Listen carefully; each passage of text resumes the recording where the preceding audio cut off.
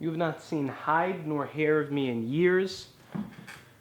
I made some MBTI videos, some short films, then other than that, completely off the map, absolutely nothing from me. But I'm here today to answer your questions in the affirmative. Yes, I'm back.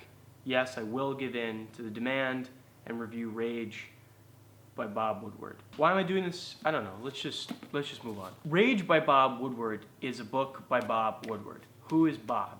I'm glad you asked. Bob is an investigative journalist. He's been clapping people in, I was about to say Hollywood for some reason. He's been clapping people in Washington for a hot minute. Since I was a thought in my dad's balls times 2. Okay, he broke Watergate when my dad was like 4. This guy's a legend. He has published books on several of the last presidents. He purports to be neutral, and I believe him. He doesn't vote in elections. He seems to be a great compiler of facts and a very good interviewer in that he's able to make his subjects comfortable and get them to reveal all those juicy bits of information. And boy, does he get a lot out of Mr. Orange Man. This book is crazy. The first half of the book is more structured than the second because it's mostly a recounting of his previous book on the Trump presidency, Fear.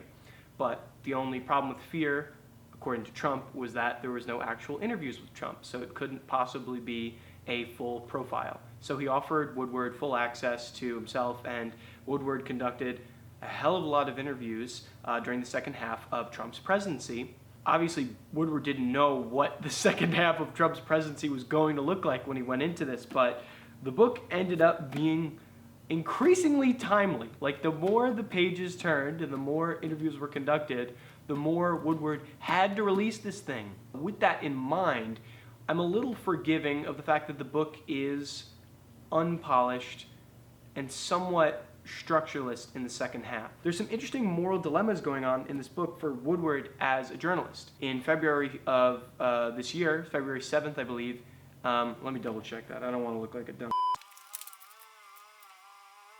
Yeah, so on February 7th, he said, "It's also more deadly than even your strenuous flus." Bob had a bit of a moral dilemma, right? Do you release this book as soon as possible before the election so that you could maybe sway voters one way or the other? Or do you sit around and polish the book and make sure it's perfect?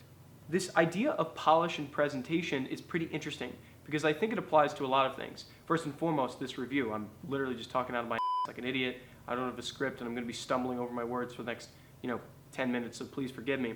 But the polish also applies to Trump as a president. One of the major issues about Trump for many people is that he presents himself in a very inflammatory manner. He's been accused of pouring gasoline onto fires and making situations worse by encouraging division instead of unity. Trump's lack of polish shows up in this book. I think that the most important thing that Rage does is it directs us to a deeper truth than presentation.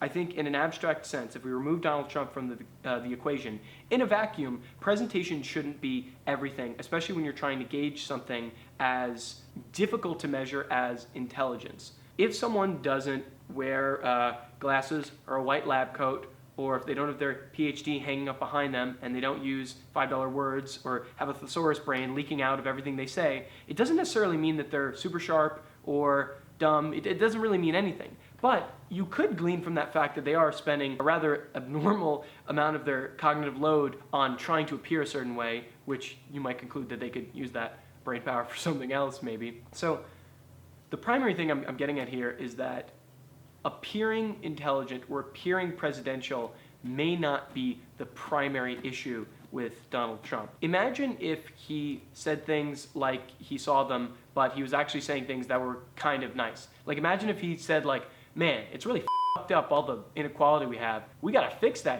You would be like, okay, that's a lot of curses, and that's maybe not the most presidential thing to say, but like, I still agree with that sentiment, and I think he's right, and I would support him.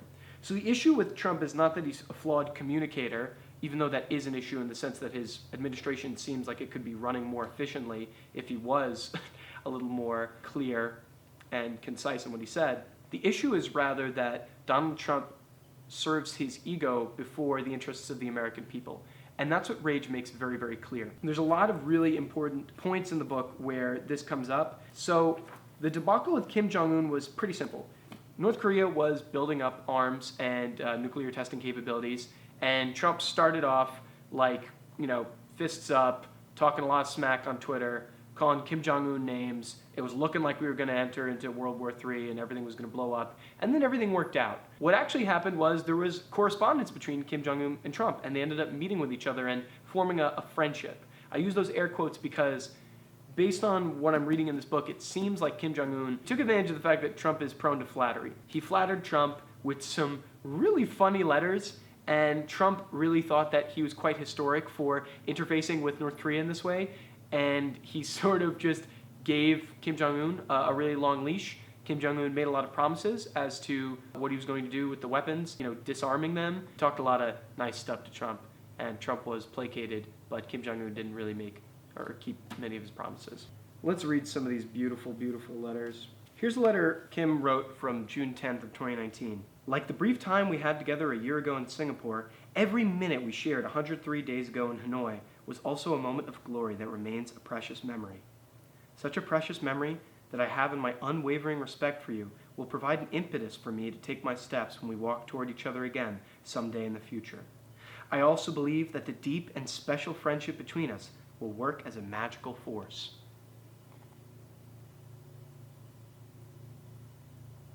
So there's that. It's pretty clear that Kim Jong-un's flattery got to Trump's head. Here's a quote that he says about crossing the line into North Korea, which was a historic moment. No president had ever done it before. An aide brought in pictures that show Trump and Kim. All of these shots were photos that had already been released and widely circulated at the time of the event. This is me and him, Trump said. That's the line, right? Then I walked over the line. Pretty cool, Pretty cool, right? That's the line between North and South Korea. That's the line. That's North and South Korea. That's the line. That line is a big deal. Nobody has ever stepped across that line, ever. Trump continued. I said, would you like me to come in? He said, yes, I would like you to come in. Nobody's ever done that. I mean, they're cool pictures when when you talk about iconic pictures. How about that? Okay, obviously Trump did say it like that. He doesn't sound like a Gavone from Long Island, but I think it should be pretty clear from this quote that Trump is absorbed with how he appears. I really don't think I need to spell this out for anyone who's listened to the guy speak for more than 5 minutes at a time. He tends to make bold, unsubstantiated claims about himself. He just says that he's the greatest ever at something. Like, if he beats someone with a cane on the street and you're like, Donald Trump, you're being violent. He's like, violent? I'm not violent. I'm the most non-violent guy ever. I'm Gandhi and Jesus rolled into one. I don't think he realizes that by making such grandiose claims, he sort of looks opposite the way he's trying to present himself. But that's neither here nor there, because I don't think self-awareness is one of his strong suits. So the book mostly bounces around these issues that Trump has, which crop up during his presidency. Trump also told the Ukraine, hey, we have a lot of aid for you, but I'd like to give you this aid, but maybe you could just find something on my guy Biden first.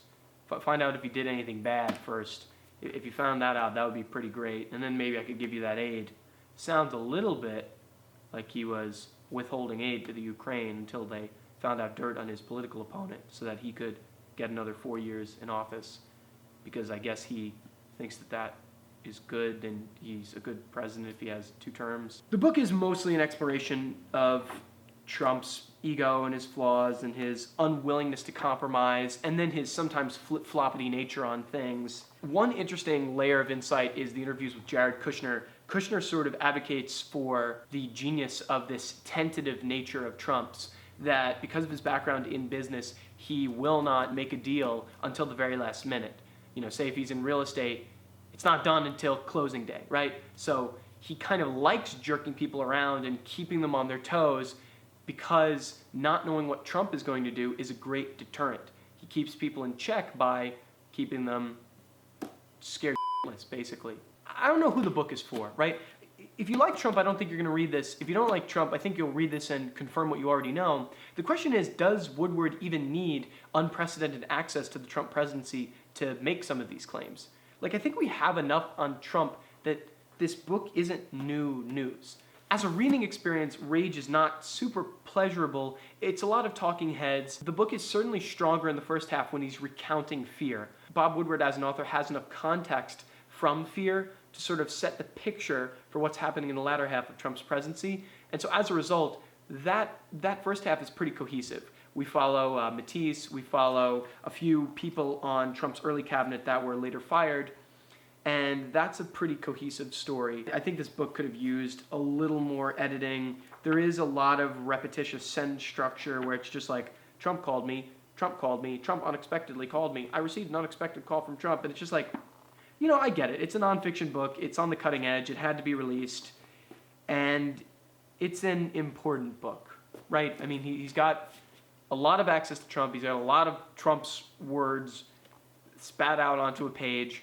And it's a little hard to really keep track of what this guy's saying.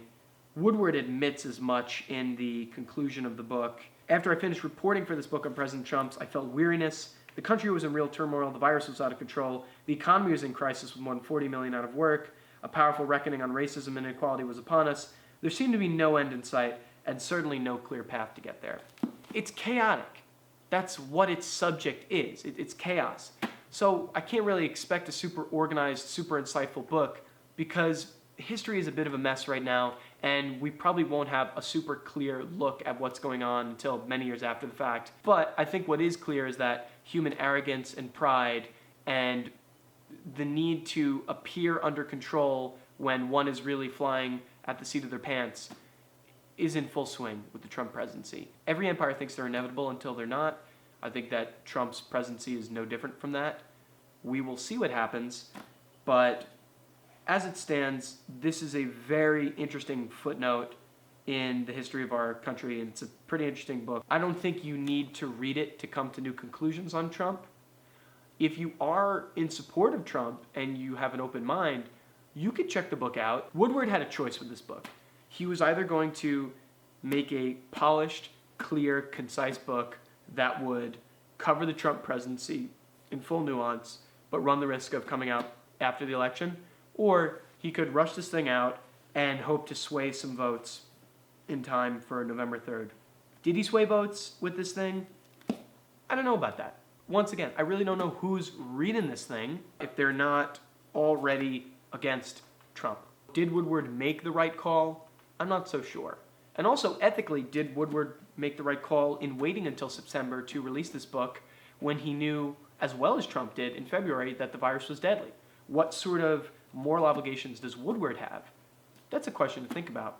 The book's interesting. It got me thinking. And as someone who doesn't follow politics super closely, it did give me a lot of good evidence to support why Trump is not the best fit for the presidency. And it really is worth noting that Bob Woodward doesn't vote in elections. Bob Woodward doesn't really have a political bone to pick. He's pretty bipartisan, and he ends the book with Donald Trump is not the man for the job. That's a pretty steamy indictment right there. Take this with a grain of salt. This is just my opinion, and it's clearly in a very disorganized format, but I just figured I'd give you my rambly thoughts on this book. Yeah, I'm going to give this one like 3 out of 5 stars. A decent 3, not a low, not a high. 3 out of 5 stars. Giving it just a little bit of extra credit, being that I see where Woodward is coming from and trying to rush this thing out. Okay, check back. I'll be reviewing more stuff.